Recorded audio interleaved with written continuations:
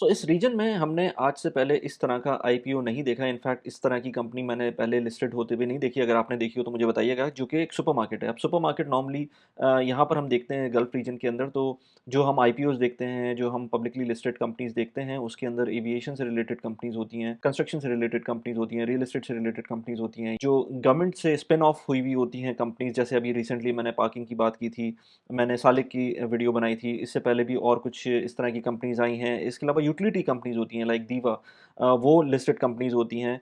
Even जो money exchange houses होते हैं, जिसमें अल अंसारी एक्सचेंज की मैंने पहले वीडियो बनाई थी, वो होते हैं। उस तरह की कंपनीज़ तो हमने आते हुए देखी हैं, लेकिन हमने कोई इस तरह की सुपरमार्केट को इससे पहले आते हुए नहीं देखा, इसका आईपीओ होते हुए नहीं देखा। अभी मैं आईपीओ के बारे में बात करता हूँ, क्योंकि बहुत सारी ऑडियंस मेरी ऐसी होती है जिसको इस तरह के टर्म्स नहीं पता होता, तो मैं चाहता हूँ कि सबको मैं लेकर चलूँ। ये कोई इस तरह की पहली कंपनी नहीं है जो एज़ अ सुपरमार्केट लिस्ट हो रही है। इससे पहले आपने यूएस के अंदर देख लें कि वॉलमार्ट बहुत मशहूर कंपनी है जो कि लिस्टेड है। इसी तरह से कॉस्टको बहुत मशहूर कंपनी है जो कि लिस्टेड है। बहुत बड़ी कंपनीज़ हैं ये जो यूएस की स्टॉक मार्केट पे लिस्टेड हैं। इसी तरह से टेस्को यूके के अंदर है, और 7-Eleven अगर देखें तो जापान के अंदर आई थिंक लिस्टेड है।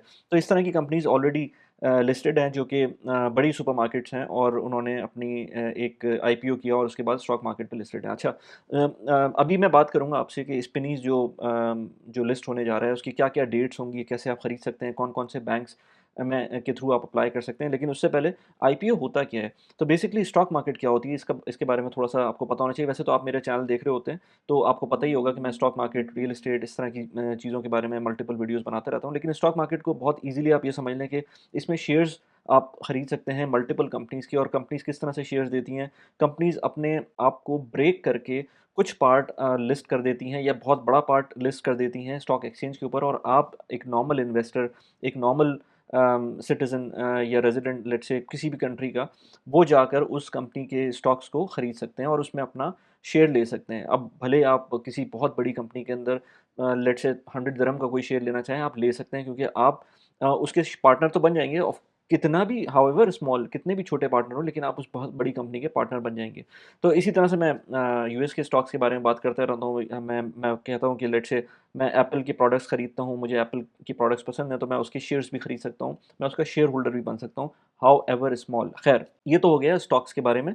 लेकिन आईपीओ क्या होता है? तो आईपीओ बेसिकली जब भी कोई नई कंपनी आती है, अपने आप को लिस्ट करवाना चाहती है स्टॉक एक्सचेंज के ऊपर, ताकि उसके अंदर बाहर के लोग इन्वेस्ट कर सकें, तो वो अपना इनिशियल पब्लिक ऑफरिंग देती है, और उसके अंदर वो पहली दफ़ा लिस्ट होने से पहले वो आपको ऑफ़र करती है कि आप उसमें डायरेक्ट इन्वेस्ट कर सकते हैं। तो अगर जैसे बात करें, पहले सालिक आया था, या अल अंसारी एक्सचेंज का आईपीओ हुआ था, पार्किंग का आईपीओ हुआ था, तो ये एक वाहिद टाइम नहीं होता किसी भी कंपनी में इन्वेस्ट करने का।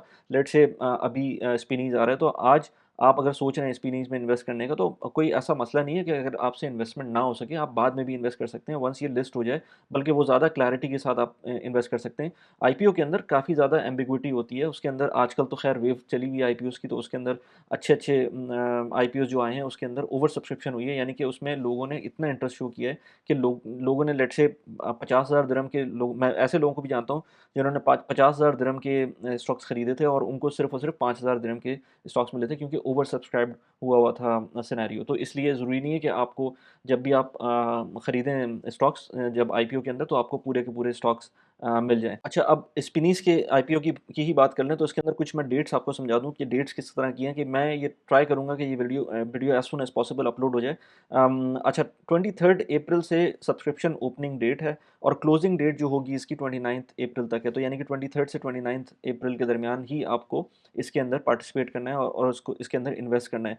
Closing date for first tranche है 29 अप्रैल, और closing date of second tranche है 30 अप्रैल। फर्स्ट ट्रांच और सेकंड ट्रांच के अंदर फ़र्क जो होता है, वो स्मॉल या रिटेल इन्वेस्टर्स और जो बड़े या इंस्टीट्यूशनल इन्वेस्टर्स होते हैं, उसके दरमियान का होता है। तो वो डेट्स ऑलमोस्ट सेम ही हैं, तो आप उसके अंदर ट्राई करें कि एज़ सून एज़ पॉसिबल ही अप्लाई कर दें, अगर आपको इन्वेस्ट करना है। बाय द वे, ये मेरी तरफ से कोई इन्वेस्टमेंट एडवाइस नहीं है। मैंने जितनी भी वीडियोज़ आज से पहले भी बनाई हैं, उसके अंदर मैंने पहले भी बताया कि मैं आईपीओज़ के अंदर नॉर्मली इन्वेस्ट नहीं करता हूँ। लेकिन बिल्कुल ये एक इन्वेस्टमेंट का तरीका है, और आप अगर चाहते हैं तो इन्वेस्ट कर सकते हैं, और नहीं चाहें तो इन्वेस्ट करें। और मैं इसके अंदर सिर्फ एक, इसका जो ऑफरिंग डॉक्यूमेंट है, ये ऑनलाइन पड़ा हुआ है, ये आप जाके देख सकते हैं। इसका लिंक मैं डिस्क्रिप्शन में डाल दूँगा, आप इसको आराम से जाके स्टडी कर सकते हैं। बहुत लंबा डॉक्यूमेंट है, almost 200 plus page, I think 300 plus pages का डॉक्यूमेंट है। मैंने उसको अंदर से जो पॉइंट्स पॉइंट्स हैं। अच्छा बाय द वे ये इसके अंदर अगेन इसमें कोई एज़ सच इन्वेस्टमेंट एडवाइस भी नहीं है और इसमें कोई मेरी तरफ से कोई इसकी नंबर्स, फाइनेंशियल स्टेटमेंट्स मैंने उसको बहुत ज़्यादा नहीं देखा। मैंने इसके अंदर कुछ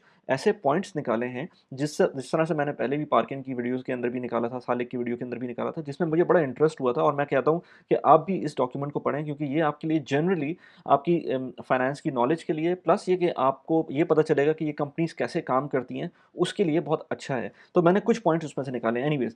अब अगर आएँ तो फाइनेंशियल सॉरी जो इसकी फाइनल ऑफर प्राइस है वो फर्स्ट मई को आ जाएगी और जो क्योंकि इसकी अभी जो शेयर प्राइस है वो अभी डिस्क्लोज़ नहीं करेंगे ये और allocation of first tranche 7th मई को फर्स्ट ट्रांच हो जाएगा। जो एलोकेट होना होगा वो आपको पता चल जाएगा कि आपको मिला है कि नहीं मिला है और SMS confirmation for all to all successful first tranche subscribers 7th मई को आपको पता चल जाएगा, एसएमएस भी आ जाएगी और जो रिफंड्स होंगे वो भी उसी दिन अगर आपको लेट्स से आपने ज़्यादा अमाउंट के पैसे इन्वेस्ट कर दिए होंगे और आपके कम इसमें शेयर निकलेंगे तो आप वो भी रिफंड उसी दिन इनिशिएट हो जाएगा और एक्सपेक्टेड लिस्टिंग जो है वो 9th मई को होगी। तो 9th मई को पता चल जाएगा कि इसके जो पब्लिकली जब ये लिस्ट होगी तो उसके अंदर कितना फ़ायदा हो रहा है या कितना नुकसान हो रहा है या सेम रेट के ऊपर आपको ये ओपन होगा इसके शेयर की प्राइस। तो ये चीज़ें कुछ मैंने कहा था कि आपको डेट्स मैं बता दूँ।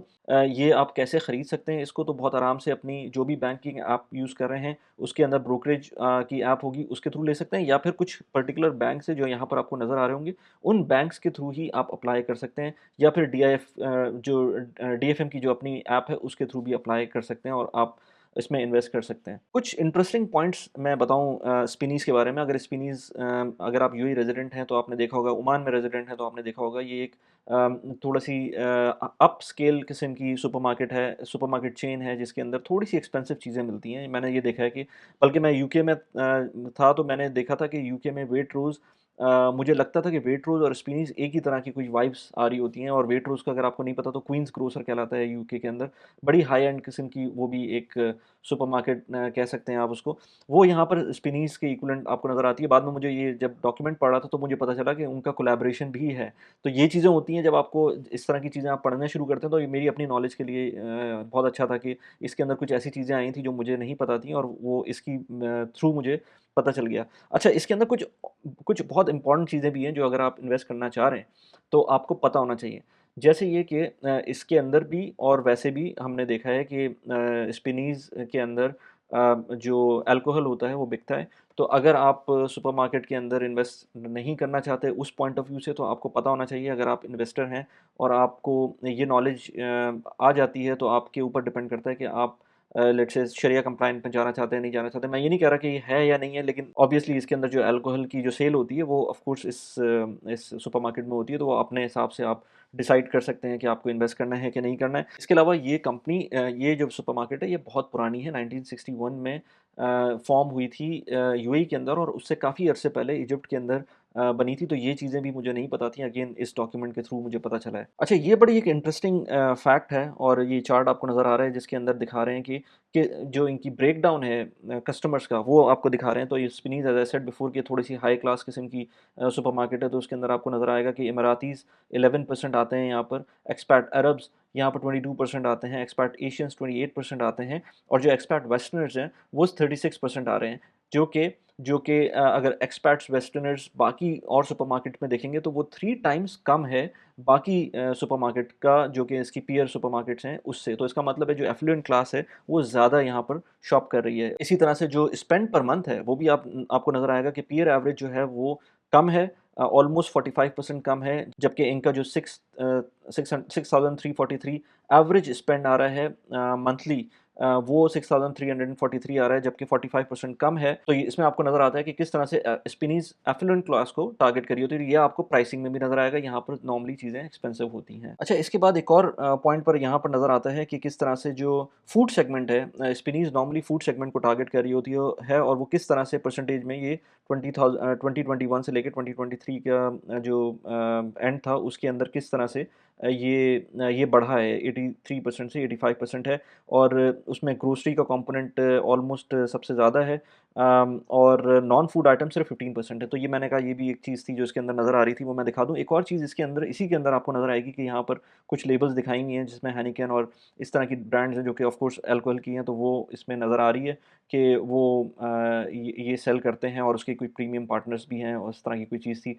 तो इट्स अप टू यू कि अगर आपको इसमें इन्वेस्ट करना है। अच्छा, इसके अंदर एक बहुत ही इंटरेस्टिंग सा फैक्ट है जो यहाँ पर नज़र आ रहा है कि आपको पॉपुलेशन नज़र आ रही है यहाँ पर जीसीसी कंट्रीज़ की, जिसके अंदर नज़र आ रहा है कि 63% सऊदी की पॉपुलेशन है अगर टोटल जीसीसी के अंदर देखें, और यूएई की 16% है, ओमान की 9% है, कुवैत की 7% है, कतर की 5% है, और उसके अंदर फिर जो स्पेंड है ग्रोसरी मार्केट का ब्रेकडाउन है, वो देखें तो आप देखेंगे कि सऊदीया में सिर्फ 50% है, हालाँकि उसकी पॉपुलेशन साइज़ 63% है। यूएई की पॉपुलेशन सिर्फ 16% है, लेकिन उसका पॉपुलेशन जो ग्रोसरी का जो मार्केट साइज़ है वो 27% है, और ओमान का 9% है, कुवैत का 8% है, और कतर का 6% है। तो दिस शोज़ कि जो एफ्लुएंसी है वो यूएई के अंदर है, और जो स्पेंड पावर है, जो पर कैपिटा स्पेंड पावर है, वो यूएई में ज़्यादा अच्छा है। तो यहाँ से वो नज़र आ रहा है, लेकिन इन एनी केस सऊदी की मार्केट बहुत ज़बरदस्त है, रोबस्ट है, और जो अब ग्रो कर रही है, जिसकी वजह से ऑफ कोर्स स्पेनीज़ अपनी जो थर्ड कंट्री है जिसमें एक्सपैंड करने जा रही है, वो सऊदीया है। तो वहाँ पर आप देख सकते हैं कि इसके अंदर जो इसके डॉक्यूमेंट के अंदर अगर आप जाके देखेंगे तो किस तरह से उन्होंने सऊदीया को अपना टारगेट बनाया और क्यों वो वहाँ पर जा रहे हैं, उसके अंदर पूरी चीज़ें वहाँ पर डिटेल में आपको बताएँगे। अच्छा, इसके अंदर एक जगह मैं ये भी देख रहा था कि इन्होंने अपना डिस्ट्रीब्यूशन नेटवर्क बताया हुआ है कि किस तरह से ये दुबई मॉल में भी हैं और मल्टीपल जगहों पर भी हैं, अबू धाबी में भी हैं, और इसके अलावा इन्होंने बताया है कि 4216 फुल टाइम एम्प्लॉइज़ हैं, जो कि of course full time employees हैं, लेकिन आई एम श्योर कोई कोई कि इनके जो पार्ट टाइम एम्प्लॉइज़ होंगे या जो कि आउटसोर्स एम्प्लॉयी होंगे, वो भी इससे काफ़ी ज़्यादा होंगे। और इसके अलावा जो एक इम्पॉर्टेंट चीज़ नज़र आ रही है वो यहाँ पर एमिरेटाइज़ेशन, ओमानाइज़ेशन और सऊदाइज़ेशन के बारे में बात की है। एमिरेटाइज़ेशन के बारे में बात करें तो इन्होंने बताया है कि इस वक्त इनकी जो वर्कफोर्स है यूएई के अंदर वो 10.83% है, जो यूएई गवर्नमेंट के हिसाब से 2014 के 24 के एंड तक 12.68% होना चाहिए। तो ये उसके हिसाब से उसको अपनी जो लोकल फोर्स है उसको ग्रो कर रहे हैं। इसी तरह से ओमानाइजेशन में बताया है कि ऑलरेडी 51% के करीब इनकी जो वर्क फोर्स है वो ओमानी है, जो ओमान के अंदर हैं, और बाकी जो हैं वो एक्सपर्ट्स हैं, तो वो मेरे ख्याल से उस थ्रेशोल्ड को वो मीट करें। और सऊदाइजेशन के अंदर क्योंकि अभी ये सेटअप कर रहे हैं वहाँ पर, तो उन्होंने कंसल्टेंट्स हायर किए हुए हैं जिसके थ्रू जो टीम बना रहे हैं वो जो सऊदी का कोटा है उसके जो अकॉर्डिंगली उसके अकॉर्डिंगली जो भी नंबर्स बनते हैं उस पे वो फ़ोकस करेंगे और उसके हिसाब से हायरिंग करेंगे। अच्छा, एक बड़ी ज़बरदस्त चीज़ इसके अंदर मैंने देखी, जैसे लोग पूछते हैं ना कि हमको बिज़नेस करना है, हमें कोई बिज़नेस का आइडिया दें, तो इसके अंदर इस तरह की जब रिपोर्ट पढ़ते हैं ना, ख़ास तौर पे आईपीओ की, तो उसमें कुछ चीज़ें ऐसी मिलती हैं कि आपको इनसाइट्स मिलती हैं। जैसे इसके अंदर एक एक जगह पर उन्होंने बताया है कि इनकी जो टिपिकली जो टारगेट पे बैक पीरियड है किसी भी स्टोर का, वो उन्होंने एक दफ़ा बताया कि लोकेशन 1, 2, 3 उन्होंने दे दी है एग्ज़ाम्पल के तौर पे, और बताया कि डेट ऑफ ओपनिंग एक जगह की थी अप्रैल 21, दूसरी की फरवरी 22 और तीसरी की फरवरी 23। तो उन्होंने एक रफ़ एस्टिमेट दिया कि जो पे बैक पीरियड है वो कब तक बन सकता है। एक किसी स्टोर का उन्होंने कहा है कि 2.9 इयर्स का है, किसी का 2.1 इयर्स का है, किसी का 1.7 इयर्स का है, एंड सो फोर्थ, मतलब इस तरह की कोई रेंजेज़ हैं। लेकिन ये कह रहे हैं कि टिपिकली लेस दैन 3 इयर्स के अंदर पे बैक पीरियड होता है। तो इसमें मैंने कहा कि जो भी अगर फ़र्ज़ करें, बहुत सारे लोग होते हैं, कहते हैं कि यार हमें ग्रोसरी स्टोर खोलना है और कब तक हमारा ब्रेक इवन बनेगा। तो इसके अंदर नज़र आ रहा है इतनी बड़ी जो शॉप है, ज़ाहिर-सी बात है इसके अंदर एक्सपेंसेस उसी तरह के होंगे। तो इसका जो पे बैक पीरियड है वो ऑलमोस्ट 3 इयर्स है।